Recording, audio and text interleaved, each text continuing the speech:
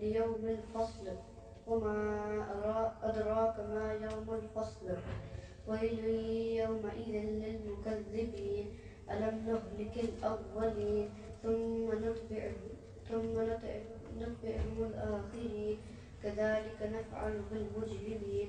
ويل يومئذ للمكذبين ألم نخلقكم من ماء مهين فجعلناه في قرار مكين إلى قدر معلوم فقدرنا فنعم القادرون ويل يومئذ للمكذبين ألم نجعل الأرض كفاتا أحياء وأمواتا وجعلنا فيها رواسي شامخات وأسقيناكم ماء فراتا ويل يومئذ للمكذبين انطلقوا إلى ما كنتم به تكذبون انطلقوا إلى ظل ذي ثلاث شعب لا ظليل ولا يغني من اللهب إنها ترمي بشرر كالقصر كأنه جمالة صفر ويل يومئذ للمكذبين هذا يوم لا ينطقون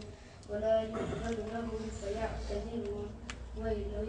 يومئذ للمكذبين إن المتقين في هذا يوم الفصل جمعناكم والأولين فإن كان لكم كيد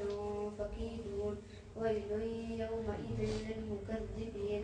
إن المتقين في ظلال وعيون وفواكه مما يشتهون كلوا واشربوا هنيئا بما كنتم تعملون إنا كذلك نجزي المحسنين ويل يومئذ للمكذبين كلوا وتمتعوا قليلا إنكم مجرمون ويل يومئذ للمكذبين وإذا قيل لهم اركعوا لا يركعون ويل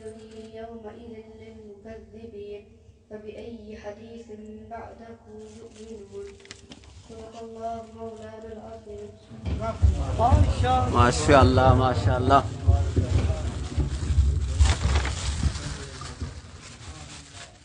ما شاء الله.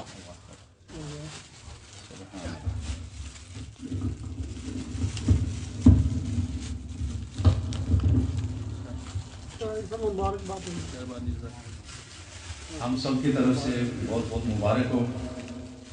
जनाब रज़ा साहब के साहबजादे को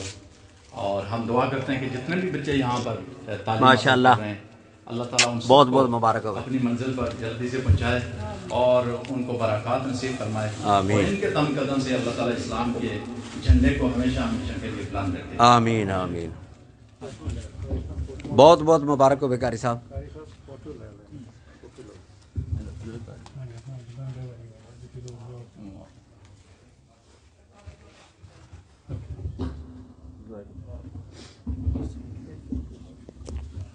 तमाम हज़रात का शुक्रिया अदा करता हूँ आप लोगों